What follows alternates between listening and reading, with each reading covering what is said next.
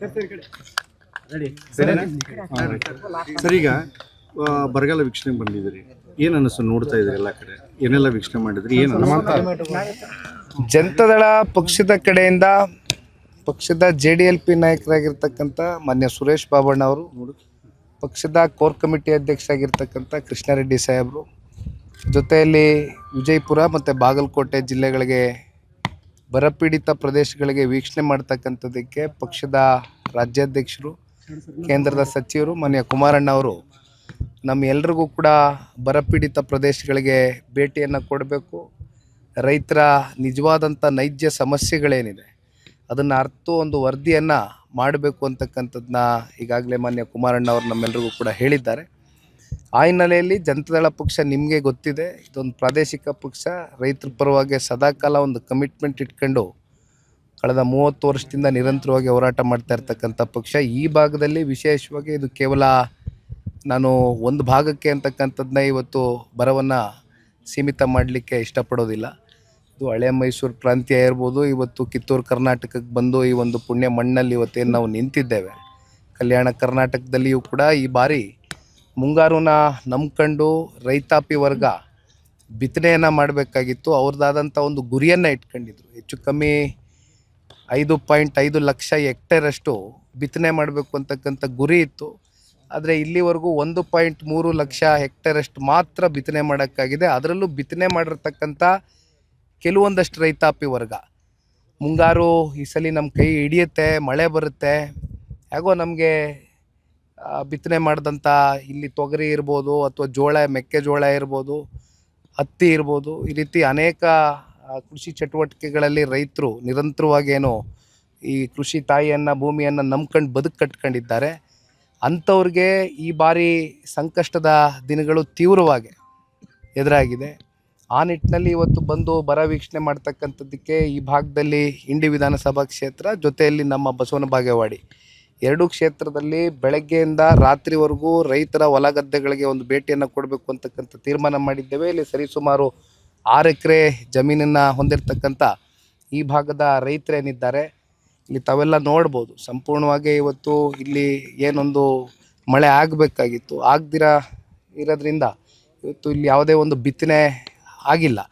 ಬಿತ್ತನೆ ಮಾಡಿರ್ತಕ್ಕಂಥವ್ರು ಕೂಡ ಇದ್ದಾರೆ. ಆ ಬಿತ್ತನೆ ಮಾಡ್ತಕ್ಕಂಥದ್ದಕ್ಕೆ ಬೀಜ ತಗೊಂಡು ಬರ್ತಕ್ಕಂಥದ್ದಕ್ಕೆ ಸಾಲ ತಗೊಂಡು ಸಾಲದ ಹೊರೆ ಮತ್ತಷ್ಟು ಇವತ್ತು ಅವ್ರ ಹೆಗಲ ಮೇಲೆ ಜಾಸ್ತಿ ಮಾಡ್ಕೊಂಡಿದ್ದಾರೆ ಹೊರತುಪಡಿಸಿ ಇದರಿಂದ ಅವ್ರಿಗೆ ಆಗಿರ್ತಕ್ಕಂಥ ಅನುಕೂಲಗಳು ಏನೂ ಇಲ್ಲ. ಹಾಗಾಗಿ ಇವತ್ತು ಒಂದು ವಿಶೇಷವಾದಂಥ ದಿನ, ಮಣ್ಣೆತ್ತಿನ ಒಂದು ಅಮಾವಾಸ್ಯೆ. ಕಲ್ಯಾಣ ಕರ್ನಾಟಕ ಮತ್ತು ಕಿತ್ತೂರು ಕರ್ನಾಟಕ ಭಾಗದಲ್ಲಿ ಇವತ್ತು ಎತ್ತುಗಳು ವರ್ಷ ಇಡೀ ನಮಗೆ ದುಡಿಯುತ್ತೆ, ರೈತರಿಗೋಸ್ಕರ ದುಡಿತವೆ. ಇದು ಕೇವಲ ಒಂದು ಪ್ರಾಣಿಗಳಾಗಿ ಅಷ್ಟೇ ಅಲ್ಲ, ದೈವ ಸ್ವರೂಪದ ಎತ್ತುಗಳಿಗೆ ಇವತ್ತು ಕುಂಕುಮ, ಅರಿಶಿನ ಇವೆಲ್ಲವೂ ಕೂಡ ಪಾರಂಪರಿಕವಾಗಿ ರೈತರು ಈ ಭಾಗದಲ್ಲಿ ಪೂಜೆಯನ್ನು ಮಾಡ್ಕೊಂಡು ವರ್ಷಕ್ಕೆ ಈ ಒಂದು ದಿನ ವಿಶೇಷವಾದಂಥ ಒಂದು ಪೂಜೆ ಸಲ್ಲಿಸಬೇಕು ನಮ್ಮ ಎತ್ತುಗಳಿಗೆ ಅಂತಕ್ಕಂಥದ್ದು ರೈತರ ಜೊತೆಲಿ ಇವತ್ತು ನಾನು ಕೂಡ ನನ್ನ ಪುಣ್ಯ ಇವತ್ತು ಇಂಥ ಒಂದು ದಿನ ಬಂದು ಇಲ್ಲಿ ರೈತರ ಜೊತೆ ಭಾಗಿಯಾಗಿ ಎತ್ತುಗಳಿಗೆ ಪೂಜೆ ಸಲ್ಲಿಸಿರ್ತಕ್ಕಂಥದ್ದು ಬಹುಶಃ ನನ್ನ ಜೀವನದಲ್ಲಿ ನಾನು ಮರೀಲಿಕ್ಕಾಗದೇ ಇರತಕ್ಕಂಥ ಒಂದು ವಿಶೇಷವಾದಂಥ ದಿನ ಅಂತ ಭಾವಿಸಿದ್ದೇನೆ. ಇಂಥ ದಿನ ಇವತ್ತು ಇಲ್ಲಿ ಬಂದು ನಿಂತಾಗ ಎಲ್ಲೋ ಒಂದು ಕಡೆ ರೈತರಿಗೆ ಏನೊಂದು ಈ ಸಂಕಷ್ಟ ಎದುರಾಗಿದೆ, ಈ ಒಂದು ನೋವನ್ನು ಎದುರು ನೋಡ್ತಾ ಇರ್ತಕ್ಕಂಥ ರೈತರಿಗೆ ಅವ್ರ ಸಂಕಷ್ಟವನ್ನು ಧಾವಿಸ್ತಕ್ಕಂಥದ್ದಕ್ಕೆ ಸರ್ಕಾರ ಮುಂದಾಗಬೇಕು. ಯಾಕೆಂದರೆ ರೈತರು ಮನವಿ ಕೊಟ್ಟರು, ಏನಂತ ಕೊಟ್ಟರು? ರೈತರು ಹಲವಾರು ವಿಚಾರಗಳನ್ನ ಇಲ್ಲೇ ಮನವಿ ಪತ್ರ ಕೈಯಲ್ಲೇ ಇಟ್ಕೊಂಡಿದ್ದೇನೆ. ಇದು ನಾನು ಕೂಡ ನಿಮಗೆ ಸವಿಸ್ತರವಾಗಿ ನಾನಾಗಲಿ ಬಾಬಣ್ಣ ಅವರಾಗಲಿ ಈಗ ಮುಂದೆ ಪತ್ರಿಕಾಗೋಷ್ಠಿಯಲ್ಲಿ ಎಲ್ಲವೂ ಕೂಡ ಮಾತನಾಡ್ತೇವೆ. ಹಲವಾರು ವಿಚಾರಗಳಿದೆ. ಈಗ ಆಗಿರ್ತಕ್ಕಂಥ ಸಮಸ್ಯೆಗಳೇನು, ಮುಂದೆ ಇದಕ್ಕೆ ಯಾವ ರೀತಿ ಆದಂಥ ಒಂದು ಪರಿಹಾರವನ್ನು ಕಂಡುಕೊಡಬೇಕು ರಾಜ್ಯ ಸರ್ಕಾರ ಅಂತಕ್ಕಂಥದ್ರ ಬಗ್ಗೆ ನಮ್ಮದು ಕೆಲವೊಂದಷ್ಟು ವಿಚಾರಗಳಿದೆ, ಅದನ್ನು ಮಂಡಿಸ್ತೇವೆ. ಸರ್, ಬಿಡದಿಯಲ್ಲಿ ಗಲಾಟೆ ತಮ್ಮ ಗಮನಕ್ಕೂ ಬಂದಿರಬೇಕು. ಬಿಡದಿಯ ವಿಚಾರಕ್ಕೆ ಸಂಬಂಧಪಟ್ಟಂತೆ ಈಗಾಗಲೇ ಹೆಚ್ಚು ಕಮ್ಮಿ 490ಕ್ಕೂ ಹೆಚ್ಚು ದಿನಗಳು ಅಲ್ಲಿರ್ತಕ್ಕಂಥ ರೈತಾಪಿ ವರ್ಗ ಬೀದಿಲಿ ಕೂತು ಹೋರಾಟವನ್ನು ಮಾಡ್ತಾ ಇದ್ದಾರೆ. ಅದರಲ್ಲಿ ವಯಸ್ಸಾಗಿರ್ತಕ್ಕಂಥವರು, ಹೆಣ್ಮಕ್ಳು, ಯುವಕರು, ಸಣ್ಣ ಮಕ್ಕಳುಗಳು ತಮ್ಮ ಫಲವತ್ತಾದಂಥ ಪಿತ್ರಾರ್ಜಿತ ಆಸ್ತಿಯನ್ನು ಉಳಿಸ್ಕೊಳ್ತಕ್ಕಂಥದ್ದಕ್ಕೆ ಹೋರಾಟ ಏನು ಕಟ್ಟಿದ್ದಾರೆ ಅಂಥವ್ರ ಮೇಲೆ ನಿನ್ನೆ ಅಧಿಕಾರಿಗಳು ಬಹುಶಃ ಸರ್ಕಾರ ಆದೇಶ ಹೊರಡಿಸಿರ್ತಾರೆ, ಇಲ್ಲಾಂದ್ರೆ ಅಧಿಕಾರಿಗಳು ಯಾಕೆ ಬರ್ತಾರೆ? JMC ಮಾಡೋಕ್ಕೆ ಬಂದಂಥ ಸಂದರ್ಭದಲ್ಲಿ ರೈತರು ಏಕಾಏಕಿ ಆಕ್ರೋಶಭರಿತರಾಗಿ ಕೈಯಲ್ಲಿ ಪೊರ್ಕೆಯನ್ನು ಇಟ್ಕೊಳ್ತಕ್ಕಂಥ ಒಂದು ಸನ್ನಿವೇಶ ಸೃಷ್ಟಿಯಾಗಿದೆ ಅಂದರೆ ಇದಕ್ಕೆ ನೇರ ಹೊಣೆ ರಾಜ್ಯ ಸರ್ಕಾರ ಜೊತೆಯಲ್ಲಿ ಅಲ್ಲಿರ್ತಕ್ಕಂಥ ಚುನಾಯಿತಿ ಪ್ರತಿನಿಧಿಗಳು. ಆ ಭಾಗದಲ್ಲಿ ಒಂದು 26 ಹಳ್ಳಿಗಳು ಬರುತ್ತೆ, ಅದರಲ್ಲಿ 9 ರೆವಿನ್ಯೂ ಗ್ರಾಮಗಳು ಬರುತ್ತೆ. 2 ಪಂಚಾಯಿತಿಗಳಲ್ಲಿ ಸುಮಾರು 9,600 ಎಕರೆಯಷ್ಟು ಇವತ್ತು ಅಕ್ವಿಸಿಷನ್ ಮಾಡ್ಕೋಬೇಕು ಅಂತ ಏನು ಹೊರಟಿದ್ದಾರೆ. ಅಕ್ವಿಸಿಷನ್ ಮಾಡೋದಕ್ಕೆ ಕಾರಣ ಏನು? ACT ಮಾಡ್ತೀವಿ, ಸ್ಮಾರ್ಟ್ ಸಿಟಿ ಮಾಡ್ತೀವಿ ಅಂತಾರೆ. ಇಲ್ಲಿ ರೈತರು ಹೇಳ್ತಾ ಇದ್ರು, ನಮಗೆ ಗೊತ್ತಿಲ್ಲ, ಒಂದಷ್ಟು ಸರ್ವೆಗಳು ನಡೀತಾ ಇದೆ ಇಲ್ಲಿ. ಈಗಾಗಲೇ ಇಲ್ಲಿ ಲಕ್ಷಾಂತರ ಎಕರೆಗಳು ಅಕ್ವಿಸಿಷನ್ ಆಗೋಗಿದೆ. ಆದರೆ ಯಾಕೆ ಅಕ್ವಿಸಿಷನ್ ಮಾಡಿದ್ದಾರೆ KIDB? ತದನಂತರ ಇಲ್ಲಿ ಯಾವುದಾದ್ರೂ ಇಂಡಸ್ಟ್ರಿಗಳು ಬಂದಿದೆಯಾ, ಅಥವಾ ಏನಾದರೂ ಇಲ್ಲಿ ಗೂಳೆ ಹೋಗ್ತಕ್ಕಂಥ ಜನಗಳಿಗೆ ತಡೆ ಆಗ್ತಕ್ಕಂಥದ್ದಕ್ಕೆ ಯಾವುದಾದ್ರೂ ಕಾರ್ಯಕ್ರಮಗಳು ಸರ್ಕಾರಗಳು ರೂಪಿಸಿದೆಯಾ ಅಂತಕ್ಕಂಥದ್ದು ಕೇಳಿದಾಗ ಏನೂ ಮಾಡಿಲ್ಲ. ಇಲ್ಲಿ ಲಕ್ಷಾಂತರ ಎಕರೆ ಈಗ ಅಕ್ವಿಸಿಷನ್ ಆಗಿರ್ತಕ್ಕಂಥ ಜಮೀನು ಹಂಗೆ ಪಾಳು ಬಿದ್ದಿದೆ ಕಣ್ಮುಂದೆ.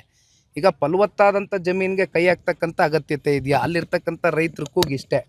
ಈಗ ಪರಿಸರ ನಾಶ ಆಗ್ತಾ ಇದೆ, ಪರಿಸರ ಹಾಳು ಮಾಡ್ತಾ ಇದ್ದಾರೆ ಅಂತಕ್ಕಂಥದ್ದು ಕೇಂದ್ರದಲ್ಲಿರ್ತಕ್ಕಂಥ ಅಲ್ಲಿ ಕಾಂಗ್ರೆಸ್ನ ಏನೊಂದು LOP ಲೀಡರ್ ಇದ್ದಾರೆ, ರಾಹುಲ್ ಗಾಂಧಿರವರು. ಅವರು ಅಂಡಮಾನ್ ನಿಕೋಬಾರ್ಗೆ ವಿಸಿಟ್ ಮಾಡ್ತಾರೆ. ಅಲ್ಲಿ ಲಕ್ಷಾಂತರ ಗಿಡ ಮರಗಳು ನಾಶ ಆಗ್ತಾ ಇದೆ ಅಂತಾರೆ.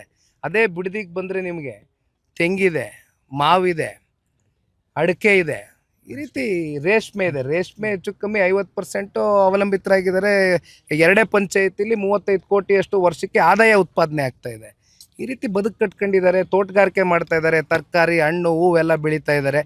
ಇಂಥ ಕಡೆ ಇವತ್ತು ಪರಿಸರ ಹಾನಿ ಆಗ್ತಾ ಇಲ್ವಾ? ಹಂಗಾದ್ರೆ ಯಾಕೆ ಮಲತಾಯಿ ಧೋರಣೆ?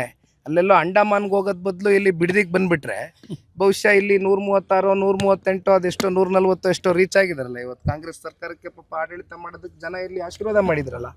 ಇಂಥ ಜನಗಳು ಬಿಟ್ಟು ಇನ್ನೆಲ್ಲ ಹೋದ್ರೆ ಏನು ಬಂತು? ಸರ್, ಈಗ FIR ಆಗಿದೆ ರೈತರ ಮೇಲೆ. ರೈತರ ಮೇಲೆ FIR FIR ಮಾಡ್ತಕ್ಕಂಥ ಕೆಲಸ. ಈಗ ನೆನ್ನೆಯ ದಿನವೇ ನನಗೆ ಇದು ಮಾಹಿತಿ ಬಂತು. FIR ಹಾಕೋದ್ರ ಮೂಲಕ ರೈತರನ್ನ ನಾವು ಕೈ ಕಟ್ಟೆ ಹಾಕ್ತೀವಿ, ಎದುರಿಸ್ತೀವಿ, ಬೆದರಿಸ್ತೀವಿ ಅಂತಕ್ಕಂಥ ಉದ್ದಟತನದಿಂದ ನಡ್ಕೊಳ್ತಾ ಇರ್ತಕ್ಕಂಥ ಈ ಸರ್ಕಾರ ಬಹುಶಃ ಒಂದು ಅರ್ಥ ಮಾಡ್ಕೊಳ್ಬೇಕಾಗ್ತದೆ. ರೈತಾಪಿ ವರ್ಗ ತಿರುಗಿ ಬಿದ್ದರೆ ಬಹುಶಃ ಯಾವ ಸರ್ಕಾರಗಳು ಹೆಚ್ಚಿನ ಕಾಲ ಉಳಿಲಿಕ್ಕಾಗೋದಿಲ್ಲ.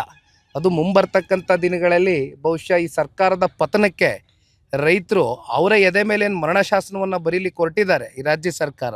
ಅದರ ವಿರುದ್ಧವಾಗಿ ರೈತರು ಧ್ವನಿ ಎತ್ತಕ್ಕಂಥದ್ದು. ಅದರ ಜೊತೆಯಲ್ಲಿ ಇವತ್ತು ಜನತಾದಳ ಪಕ್ಷನ ನಾನೊಂದು ಮಾತು ಹೇಳ್ತೀನಿ. ಬಿಡದಿ ವಿಚಾರ ಬಗ್ಗೆ ಬಹುಶಃ ಇತ್ತೀಚಿನ ದಿನಗಳಲ್ಲಿ ನೀವು ನೋಡಿರ್ಬೋದು, ಭಾಳ ಸಂಘಟನೆಗಳು ಅವರು ಇವರು ಎಲ್ಲ ಭಾಳ ಭೇಟಿ ಕೊಟ್ಟು ಜೊತೆಲಿದ್ದೀವಿ ಅಂತಕ್ಕಂಥದ್ದು ಹೇಳ್ತಾ ಇದ್ದಾರೆ. ಅದನ್ನು ನಾವು ಸ್ವಾಗತ ಮಾಡ್ತೇವೆ.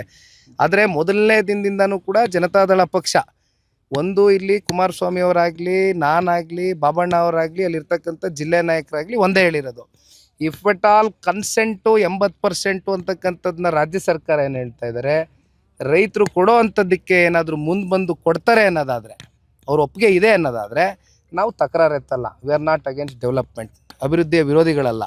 ಆದರೆ ಕನ್ಸೆಂಟು 90ರಿಂದ 95% ಸಹಿ ಆಗ್ತಕ್ಕಂಥದ್ದಕ್ಕೆ ರೈತರ ವಿರೋಧ ಇದೆ. ಇದ್ರ ಬಗ್ಗೆ ಹೆಚ್ಚಾಗಿ ರಾಜ್ಯ ಸರ್ಕಾರ ಉತ್ತರ ಕೊಡಬೇಕು. ಸರ್, ಈಗ ನೀವು ಭೂಮಿ ಎಲ್ಲ ವೀಕ್ಷಣೆ ಮಾಡಿದ್ರಿ, ಈಗ ಅಲ್ಲಿನೂ ಈ ರೀತಿ ವಾಕ್ಔಟ್ ಮಾಡ್ಕೊಡ್ತಾ ಇದ್ದಾರೆ, ಇಲ್ಲಿನೂ ಈ ರೀತಿ ಬಿಡದಿಲ್ಲಿ ಕೂಡ ಇಲ್ಲೂ ಈಗ ಹೇಳಿದ್ರಿ KIDB ಅವರು ಕೂಡ ವಾಕ್ಔಟ್ ಮಾಡ್ಕೊಂಡಿದ್ದಾರೆ. ಇದಕ್ಕೂ ಕೂಡ ಇಲ್ಲಿ ತೀವ್ರ ವಿರೋಧವನ್ನು ವ್ಯಕ್ತಪಡಿಸ್ತಾ ಇದ್ದಾರೆ ರೈತರು. ಈ ಹೋರಾಟಕ್ಕೂ ನೀವು ಏನು ಧುಮುಕ್ತೀರಾ? ಇಲ್ಲಿನೂ ರೈತರಿಗೆ ಸಪೋರ್ಟ್ ಮಾಡ್ತೀರಾ ಅಂತ? ಏನಲ್ಲಿ ಬಿಡದಿಲ್ಲಿದೆ ಅದೇ ಪರಿಸ್ಥಿತಿ ಇಲ್ಲಿನೂ ಕೂಡ ಇದೆ. ನಮಗೆ ರೈತರಂದ ಮೇಲೆ ಎಲ್ಲರೂ ಒಬ್ಬರೇ, ಒಂದೇ. ಆ ಭಾಗ ಈ ಭಾಗ ಅಂತಕ್ಕಂಥ ಡಿಫ್ರೆನ್ಸಿಯೇಷನ್ ಇಲ್ಲ. ಹಾಗಾಗಿ ಇಲ್ಲಿ ರೈತರು ಕೆಲವೊಂದಷ್ಟು ವಿಚಾರಗಳು ನನ್ನ ಗಮನಕ್ಕೆ ಅಂತ ತಗೊಂಬಂದಿದ್ದಾರೆ. ನಾನು ಕೂಡ ಹಿಂದೆನೂ ಇದೆಲ್ಲ ವಿಚಾರಗಳು ತಗೊಂಡು ಅರ್ಥ ಮಾಡ್ಕೊಂಡಿದ್ದೀನಿ. ಹಾಗಾಗಿ ಇಲ್ಲಿ ಗೂಳೆ ಹೋಗ್ತಕ್ಕಂಥದ್ದಕ್ಕೆ ಇವತ್ತು ಉದ್ಯೋಗ ಖಾತ್ರಿ ಬಗ್ಗೆ ಮಾತಾಡ್ತಾ ಇದ್ರು. ಅದು 200 ದಿನಕ್ಕೆ ಏರಿಕೆ ಮಾಡಬೇಕು, 600 ರೂಪಾಯಿ ಒಂದು ದಿವಸಕ್ಕೆ ಅದನ್ನು ದಿನಗೂಲಿಯನ್ನು ಕೊಡಬೇಕು ಅಂತಕ್ಕಂಥದ್ದು ಹಲವಾರು ಬೇಡಿಕೆಗಳು ಇವತ್ತು ಇಲ್ಲಿ ಬರೆದಿಟ್ಟಿದ್ದಾರೆ ಈ ಪತ್ರದಲ್ಲಿ.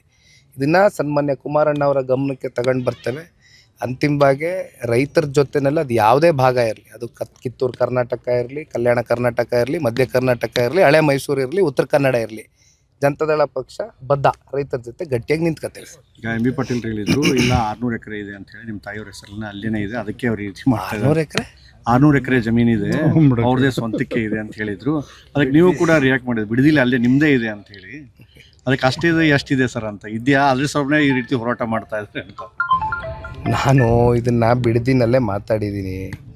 ಬಹುಶಃ ಅವ್ರು ಕೊಟ್ಟಂಥ ಹೇಳಿಕೆಗೆ ಇಲ್ಲ ನನಗೆ ಮಾಹಿತಿ ಕೊರತೆ ಇತ್ತು, ನನಗೆ ವಿಷಾದ ವ್ಯಕ್ತಪಡಿಸ್ತೀನಿ ಅಂತ ಅವರು ಕೂಡ ಹೇಳಿದ್ದಾರೆ. ಹಾಗಾಗಿ ಈಗ ಅವ್ರ ಮೇಲೆ ಮತ್ತೆ ನಾನು ಚರ್ಚೆ ಮಾಡ್ತಕ್ಕಂಥದ್ದು ಸೂಕ್ತ ಅಲ್ಲ. ಅಲ್ಲಿ ನಮ್ಮ ತಾಯಿದು ಎಷ್ಟು ಎಕರೆ ಜಮೀನಿದೆ, ಅದು ಕೃಷಿ ಭೂಮಿಯಾಗಿ ಎಷ್ಟು ವರ್ಷದಿಂದ ನಾವು ಅಲ್ಲಿ ಕೃಷಿ ಮಾಡ್ಕೊಂಡು ಬಂದಿದ್ದೀವಿ ಅಂತಕ್ಕಂಥದ್ದು ಅಲ್ಲಿರ್ತಕ್ಕಂಥ ಜನಗಳಿಗೆ ಗೊತ್ತಿದೆ. ಹಾಗಾಗಿ ಅದಕ್ಕೆ ಮತ್ತೆ ಅಲ್ಲ, KIDB ಸಚಿವರು ಅವ್ರ ಇನ್ಫಾರ್ಮೇಶನ್ ಇತ್ತಾ ಅಥವಾ ಇದೇನಾದರೂ ಇಲ್ವಾ ಅಂತ ಸರ್ ಅಷ್ಟೇ. ಮಿಸ್ಇನ್ಫಾರ್ಮೇಷನ್ನು ನನಗಾಗಿದೆ. ನಾನು ವಿಷಾದ ವ್ಯಕ್ತಪಡಿಸ್ತದೇನೋ 100 ಎಕರೆ ಅಂದಿದ್ರು. 100 ಎಕರೆ ಅಲ್ಲಪ್ಪ, ಇರೋದು 36 ಎಕರೆ ಇದೆ. ಅದು ಇವತ್ತಿಂದ ಅಲ್ಲ, ಹಲವಾರು ದಶಕಗಳಿಂದ ತಗೊಂಡಿರ್ತಕ್ಕಂಥದ್ದು. ಇನ್ಫ್ಯಾಕ್ಟ್ ನಮ್ಮ ತಂದೆಯವ್ರ ತಲೆಯಲ್ಲಿ ಕೋವಿಡ್ ಬಂದಂಥ ಸಂದರ್ಭದಲ್ಲಿ ಒಂದು ಡೈರಿ ಮಾಡಬೇಕು, ಯಾಕೆಂದರೆ ಅಲ್ಲಿ ಹೈನುಗಾರಿಕೆ ಭಾಳ ಹೆಚ್ಚಾಗಿ ನಡೀತದೆ. ಅಲ್ಲಿರ್ತಕ್ಕಂಥವ್ರಿಗೆ ಅನುಕೂಲ ಆಗಬೇಕು ರೈತರಿಗೆ ಅನ್ನೋದು, ಒಂದು ಡೈರಿ ಮಾಡಬೇಕು ಅನ್ನೋದು, ಒಂದು ಡೈರಿ ಪ್ರಾಡಕ್ಟ್ ಮಾಡಬೇಕು, ಅದರಲ್ಲಿ ಬರ್ತಕ್ಕಂಥ ಬೈ ಪ್ರಾಡಕ್ಟ್ಸ್ ಮಾಡಬೇಕು ಅನ್ನೋದು. ಉದಾಹರಣೆಗೆ ಹೆರಿಟೇಜು ಇವೆಲ್ಲ ನೀವು ನೋಡ್ಬೋದು. ಆ ರೀತಿ ಮಾಡಬೇಕು ಅಂತ ಒಂದು ಮಿಷಿನ್ರಿನೂ ಕೂಡ ಖರೀದಿ ಮಾಡಿದ್ವಿ ಕೋವಿಡ್ ಟೈಮಲ್ಲಿ. ತದನಂತರ ರಾಜಕೀಯದ ಒತ್ತಡಗಳು ಮಾಡೋಕ್ಕಾಗಿಲ್ಲ. ಅದು ಬಿಟ್ಟರೆ ಅಲ್ಲಿ ಯಾವುದು ಏನು ಕಮರ್ಷಿಯಲ್ ಕಟ್ಟಡ ಕಟ್ಟಿಲ್ಲ, ಯಾವುದು ಲೇಔಟ್ ಮಾಡಿಲ್ಲ. ನಾವು ರಿಯಲ್ ಎಸ್ಟೇಟ್ ಅವರಲ್ಲ, ನಾವು ರೈತರ ಮಕ್ಕಳು. Thank you sir. ಇನ್ನಷ್ಟು ಹೆಚ್ಚಿನ ಮಾಹಿತಿಗಾಗಿ ಫಾಲೋ ಮಾಡಿ ಬ್ರಿಗೇಡ್ ನ್ಯೂಸ್ ಕನ್ನಡ.